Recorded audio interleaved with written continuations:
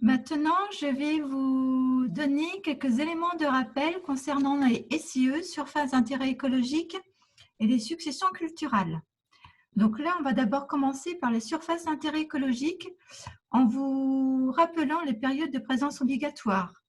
Pour les jachères classiques, donc les jachères classiques doivent être présentes du 1er mars au 31 août.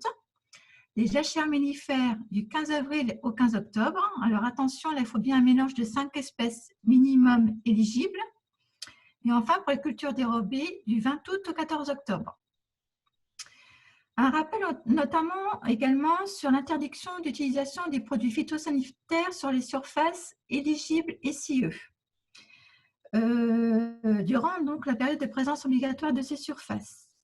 Un rappel important surtout, n'oubliez pas de cocher la petite phrase dans l'écran verdissement qui atteste que vous êtes informé de l'interdiction d'utilisation des produits phyto sur les parcelles que vous souhaitez déclarer en SIE.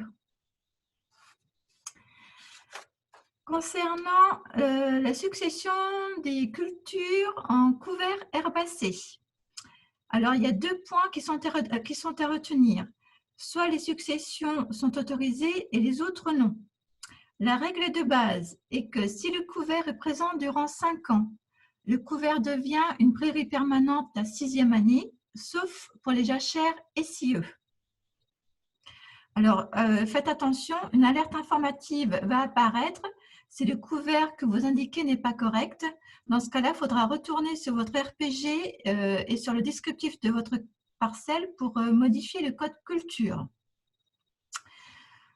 Les prairies permanentes peuvent être converties soit en terre arable, soit en culture permanente, soit en surface non agricole. Et justement, la couche couvert 2019 est apparue cette année dans votre RPG pour vous faciliter le suivi des couverts. Donc, les couverts qui sont vraiment à surveiller apparaissent en orange. Et là, faites attention et soyez vigilants par rapport à ça. Merci beaucoup. Au revoir.